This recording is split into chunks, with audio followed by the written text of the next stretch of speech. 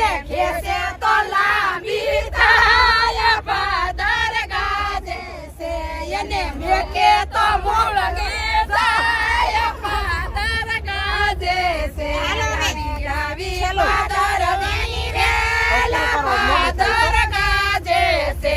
એમાં તણાય તલવની બેન પાદર ગાજે છે એનો દોડો પ્રકાશ